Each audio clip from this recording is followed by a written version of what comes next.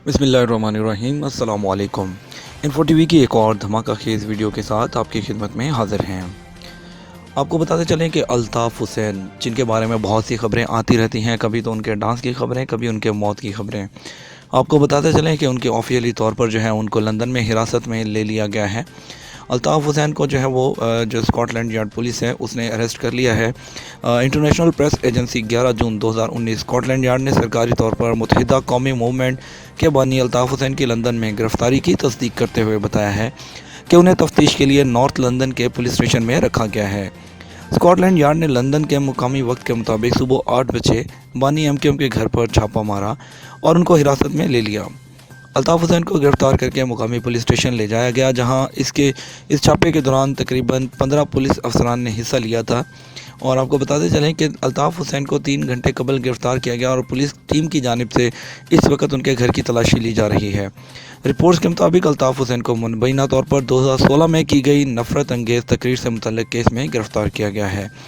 ख्याल रहे कि रवां बरस अप्रैल में बरतानिया की मेट्रोपॉलिटन पुलिस की 12 रुकनी टीम ने एमकेएम लंदन के कायद अल्ताफ़ हुसैन की 2016 की मुतनाज़ तकरीर से मुतल्लिक़ केस में अपनी तफ्तीश मुकम्मल की थी।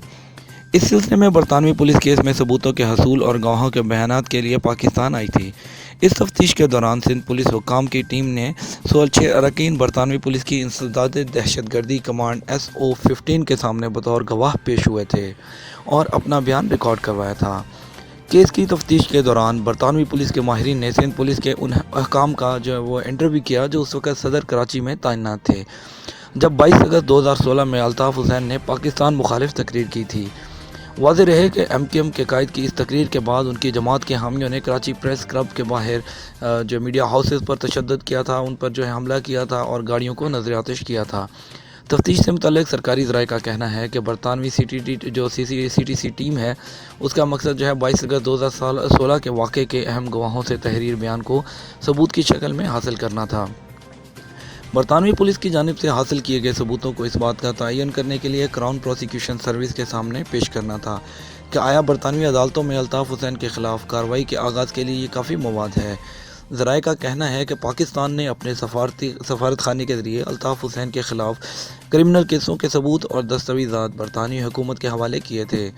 एमकेएम बानी की गिरफ़्तारी के बाद से FIA का इंसदाद दहशतगर्दी विंग बरतानवी हुक्काम से राब्ते में है। कानूनी माहिरीन का कहना है कि एडमिरल मंसूरुल हक केस की तरह अल्ताफ़ हुसैन को भी इंटरपोल के ज़रिए पाकिस्तान लाया जा सकता है। याद रहे, जनवरी 2019 में वज़ारत दाखिला ने बानी एमकेएम के ख़िलाफ़ कार्रवाई का फ़ैसला कर लिया था, जिसके बाद हुकूमत ने उनके ख़िलाफ़ कार्रवाई के लिए बरतानिया से जल्द रब्ता करने की जो है वो यकीन दहानी कराई थी।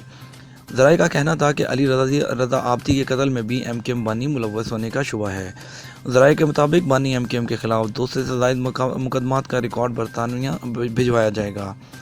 2016 में भी स्कॉटलैंड यार्ड ने एमकेएम अल्ताफ़ हुसैन समेत दीगर रहनुमाओं मोहम्मद अनवर सरफराज मर्चेंट के ख़िलाफ़ जो मनी लॉन्ड्रिंग केस नाकाफ़ी शवाहद की बुनियाद पर ख़त्म कर दिया था।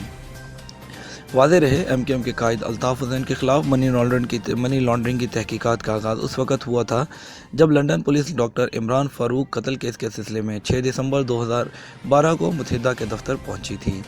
दोस्तों, आपको बताते चलें कि इमरान खान का भी इस बारे में मौक़िफ़ आ गया है अल्ताफ़ हुसैन के बारे में, और उनका कहना था कि जहां का ख़मीर था वहीं पहुंच गया और अल्हम्दुलिल्लाह पाकिस्तान पर अच्छा वक़्त आ गया है।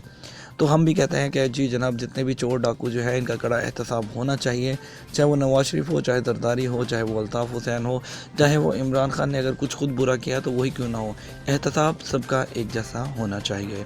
आप क्या कहते हैं, हमें नीचे कमेंट करके अपनी कीमती राय से आगाह कीजिएगा। इसके साथ हमें इजाज़त दीजिए। आपके कीमती वक्त का शुक्रिया। अल्लाह हाफ़िज़।